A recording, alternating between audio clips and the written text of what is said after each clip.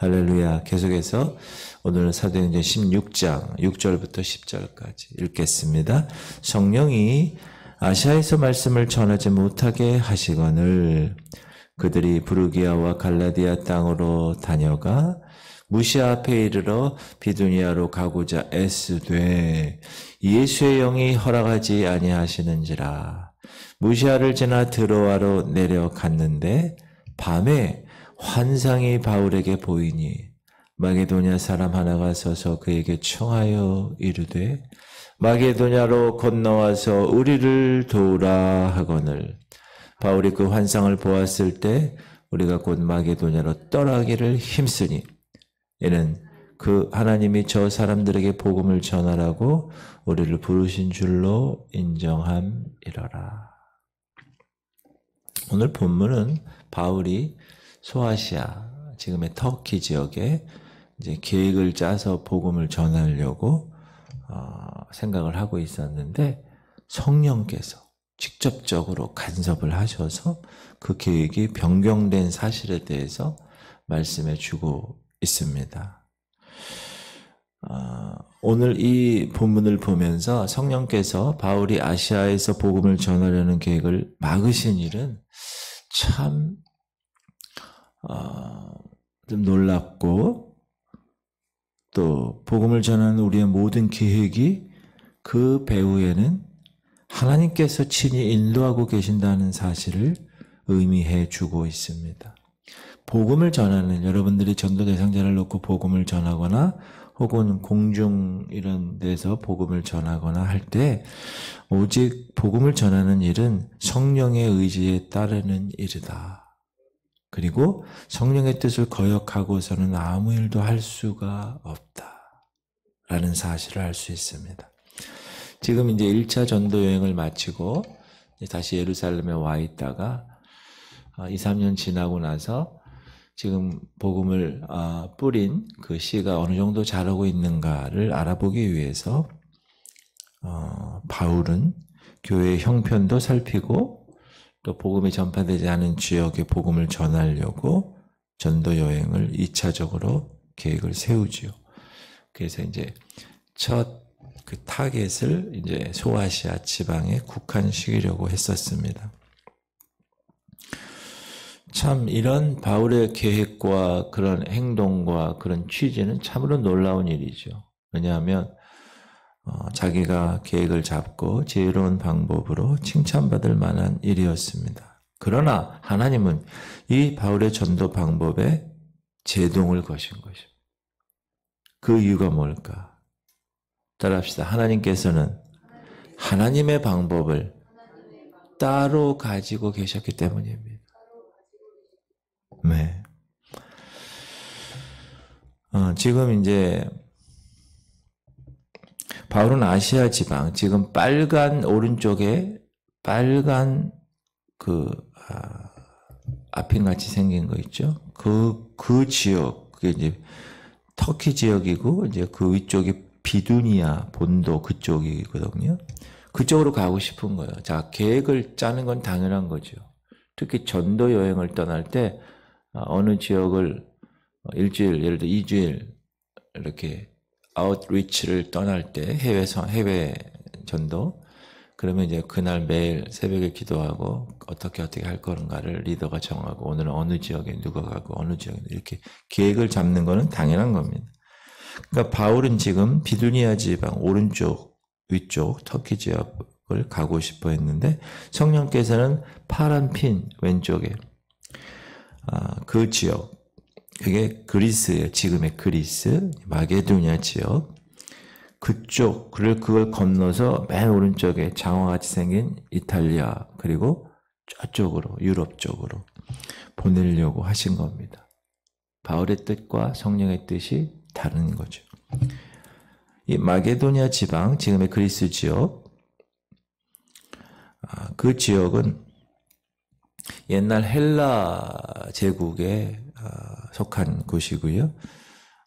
BC 4세기경에 필립 왕 그리고 우리가 잘 아는 알렉산더 대왕 그때 헬라 세계에서 가장 뛰어난 권력을 가지고 있었던 도시가 마게도냐입니다. 마게도냐. 그리스는 마게도냐와 아가야로 두루 갈라져 있어요. 이렇게. 오늘 본문을 보면서 하나님께서는 그의 계획을 지금 숨기셨다. 잠언서에 보면 이를 숨기는 것은 하나님의 영화요, 이를 살피는 것은 왕의 영화니라. 그러니까 숨기신 그 하나님의 일을 우리가 이렇게 찾아내는, 살피는 일. 이게 정말 신앙생활이 아닌가. 물론 하나님은 우리로 하여금 우리의 생각과 우리의 계획 대로 이렇게 복음을 전하도록 하십니다. 하나님께서는 그의 계획을 우리를 통하여 이루실 생각을 갖고 우리의 생각에 관여하시고 우리의 계획에 관여하십니다. 이미 아십니다. 그리고 당신의 계획 속에 그것을 포함시키십니다. 그러므로 우리가 무엇인가 주의 일을 할 때는 항상 이 사실을 깨닫고 자기 중심적인 계획을 세우면 되지 않습니다. 항상 이렇게 내어드려야 돼요. 성령께. 주님 어떻게 하겠어? 해야 돼도 좋겠습니까? 우리가 수요일날 사무엘상 사무엘 하를 공부하는데 다윗의 영성을 우리가 공부하는데 다윗의 영성의 핵심이 뭐죠? 주님 어떻게 하면 좋겠습니까? 항상 묻는 거죠. 올라가도 되겠습니까? 올라가라. 어디로 올라갈까요? 이쪽으로 가라. 어떻게 갈까요? 이렇게 묻는 다윗의 영성을 우리가 공부하고 있는데 전도할 때는 더 당연하죠. 자기의 중심적인 계획이 있습니다. 그러나 하나님의 뜻이 무엇인가를 꼭 영적으로 예민하게 받들면서 계획을 세워야 됩니다. 그리고 그 뜻을 따라 세워야 됩니다. 이때 더불어 우리가 생각할 것은 뭐냐? 우리가 잘못됐다고 생각하고 하나님이 말씀하실 때 우리는 그 길을 돌이킬 줄 알아야 돼요. 돌이킬 줄 아는 지혜와 슬기가 있어야 합니다. 우리는 하나님의 인도하심을 받고 우리의 길을 걷고 있습니다. 목사인 저도 그렇고 여러분도 그렇고. 그러나 우리가 하는 모든 일과 모든 길이 반드시 하나님의 뜻이라고 말할 수는 없다. 그래서 신실한 종은, 여러분 신실한 종의 핵심이 뭔지 아세요? 주인이 시키는 것만 하는 것.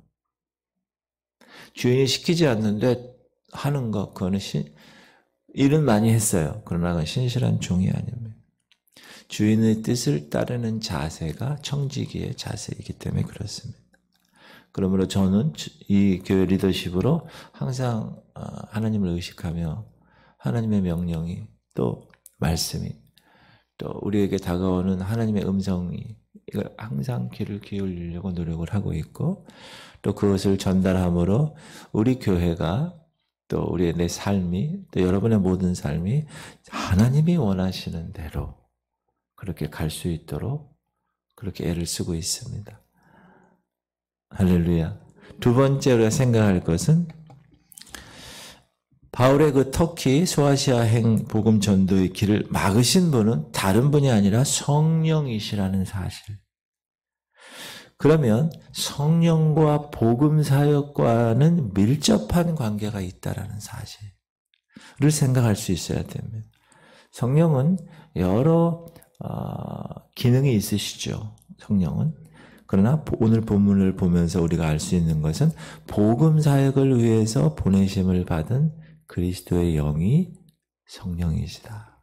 그래서 그분의 의지와 그분의 권능으로 온 세계에 너희가 성령을 받으면 예루살렘과 온 유대와 사마리아 땅끝까지 온 세계적으로 그분의 권능을 가지고 복음 사역을 펴시며 주장하시는 주체가 성령이라는 거예요. 근데 오늘 너무나 눈에 띄는 거는 성령을 예수의 영이라고 이야기합니다. 봐봐요. 성령이 아시아에서 말씀을 전하지 못하게 하시거늘 그들이 부르기라와 갈라디아 땅으로 다녀가 무시아 앞에 이르러 비두니아로 가고자 했을 때 예수의 영이 허락하지 아니하시는지라. 6절에서는 성령이라고 얘기하고 7절에서는 다른 표현인 성령의 다른 표현인 예수의 영으로 나타낸 것은 정말 주목한 일을. 왜냐하면 예수의 영은 살려주는 영입니다. 기록된 바 첫사람 아담은 생명이 되었다함과 같이 마지막 아담 누구죠? 예수는 살려주는 영이 돼. 그래서 여러분 목회를 할 때나 지방의 일을 할 때나 어떤 문제가 생겨요. 제가 이제 지방에 임원을 하면서 최근에도 그런 문제가 있어요. 어느 교회에. 그럼 그 문제에 대해서 임원들이 모여서 그것을 해결해 줘야 되거든요. 근데 그렇게 할 때 가장 첫 번째 핵심이 뭐냐?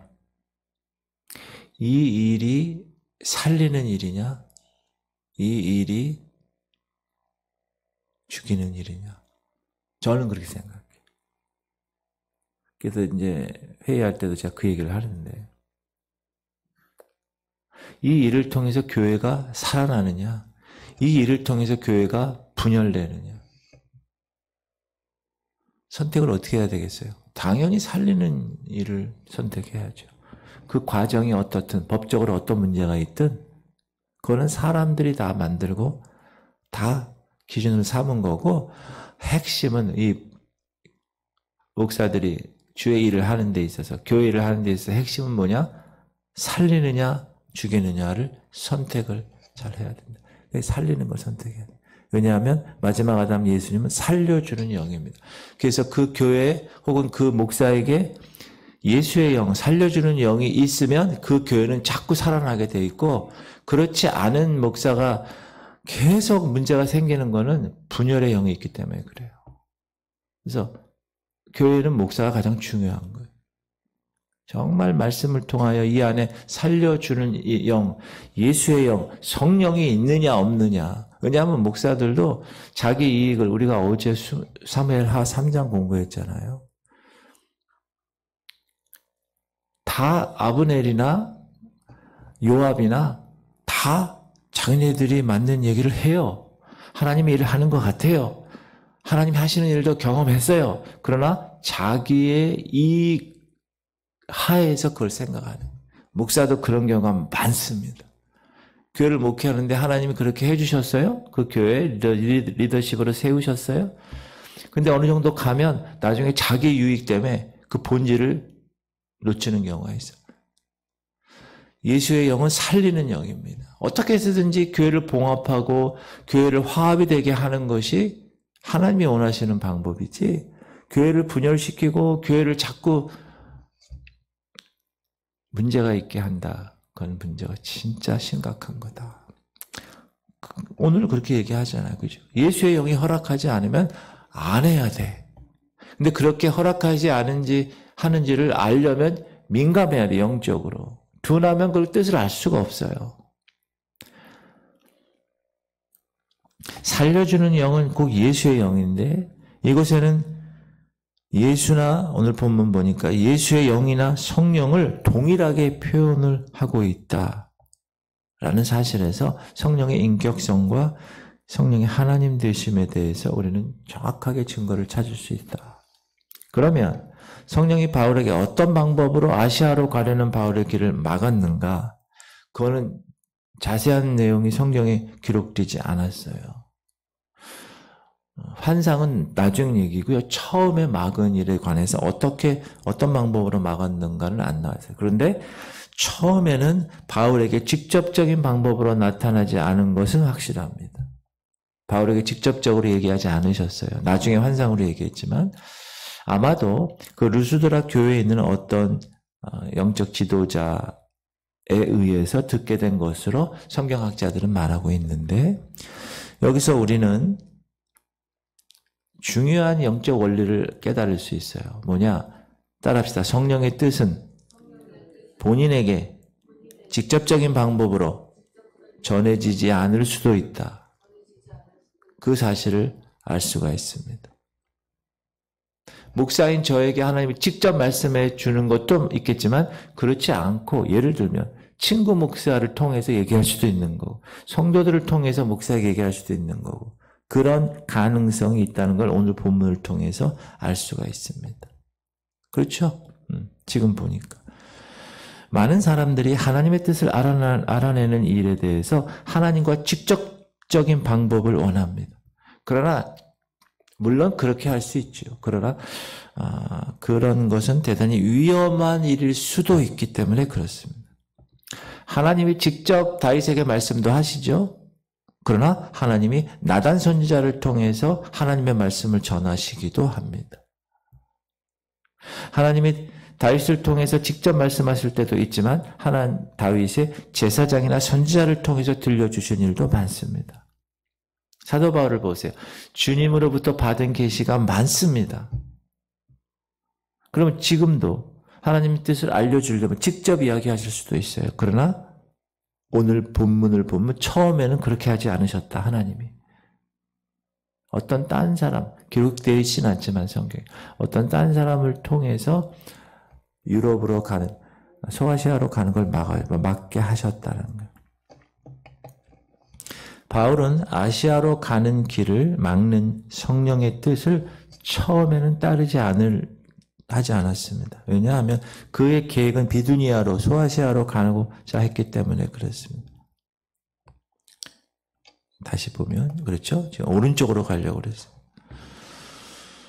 그러나 다시 그곳에서조차 예수의 영이 허락하지 아니하심으로 무시아를 거쳐 까만, 가운데 있는 까만 그 화살표, 드로아로 내려갔다. 바울은 이때까지 성령이 어디로 보내실지를 몰랐습니다. 그러다가 드로아에서 비로소 환상을 보게 된 겁니다. 마게도냐 사람이 나를 도우라. 예수의 영이 보내시려는 곳이 그때 가서야 마게도냐인 줄을 알았습니다. 바울, 그 유명한 영성, 고수의 영성의 고수도. 그리고 그것을 알았어요. 그 즉시 갔습니다. 이게 중요해요. 주의 일을 하는 데 있어서 주님이 원하시는 뜻이 따로 있구나라는 사실을 여러분 꼭 아셔야 되고, 그 사실을 깨달았다면 즉시 내 뜻을 버려야 합니다. 내 생각을. 그리고 주님의 뜻을 따르는 지혜가 있어야 돼요. 그래서 지금 바울의 2차 선교 여행에서는 놀라운 한 획을 긋는 게 뭐냐? 유럽으로 갔다는 거예요. 그래서 유럽 전체, 그리고 미국, 그죠? 유럽 전체, 영국을 거쳐서, 미국을 거쳐서 이렇게 서진하는 복음의 길이 서쪽으로 진행하는 그 핵심이 오늘 이 본문의 말씀에 기록되어 있는 겁니다. 그러므로 여러분 성령에 민감하셔야 됩니다. 이거 성령에 민감하지 않으면 몰라요. 성령께서 얘기하시는 거를. 제가 예전에도 얘기했지만 여러분 생활의 달인이라는 프로그램이 있어요. 얼마나 많은 달인들이 많이 나오는지 몰라요. 지금도 하나 모르겠는데 그 중에 하나가 은행 다니는 사람, 돈을 세는 사람. 근데 이렇게 등급이 있잖아요. 그러면 이제 초짜들 실험을 해요. PD가 딱 이만큼 주면서 이거 얼마입니까? 10,000원짜리 주면 네, 25만 원입니다. 그럼 기계에다가 쭉 하면 25가 딱 떠요. 근데 더 많은 걸 줬어요. 그러니까 이 은행 초짜는 틀렸어요. 그러니까 저쪽에 좀 이게 오래 한 사람이 있어요. 그 사람 씩 웃더니 PD가 주니까 탁 잡아요. 이렇게 탁 잡더니 네, 75만 원입니다. 기계에다 탁니까 75만 원. 무슨 얘기하냐면 예민하다는 거예요. 돈을 저도 여러분 토요일날 제가 주보를 만들잖아요. 그럼 우리 교회 숫자에 맞게 주보를 만들잖아요. 그러면 주보를 다 이렇게 한 다음에 이렇게 접어서 이제 하나씩 접어야 되잖아요. 그 접을 때 탁 해가지고 탁 하면요. 요즘은 하도 접어가지고 10장씩 나와. 탁 하면 10장이야. 탁 하면 셔박으로 하나, 둘, 셋, 딱 10장. 야, 그게 무슨 말이죠? 예민해졌다는 거예요. 그거는 여러분 영적으로도 여러분이 기도하고 하나님이 찾으시는 예배자가 되고 성경을 계속 읽고 성령 충만 이런 것을 계속 반복하면은 탁 보면 탁 나오는 거예요. 그 정도의 고수가 되시기 바랍니다. 그러기 위해서는 예민해야 돼. 돈에 예민했으니까 그렇게 쉬는 것처럼. 주보 접는 거에 예민했으니까. 자동차 하는 사람 보세요. 그 주차하는데 아주 그냥 탁탁탁 종이 한 장 차이로 주차를 해. 기가 막혀요. 밥그릇 뭐 이렇게 해가지고 착착착착 돌리니까 밥그릇이 탁탁탁탁탁 써요. 얼마나 많이 했으면 착착착착착 예민하니까. 생활에 그런 사람들을 달인이라고 해요. 여러분 영적으로 달인이 되시기 바랍니다. 주님이 내가 오늘 어떻게 지금 기도하잖아요. 새벽에 하루를 위해서. 하나님 오늘 제가 어떻게 살아갈까요? 그럼 하나님 인사이트를 주시는 거예요. 그렇게 살아가는.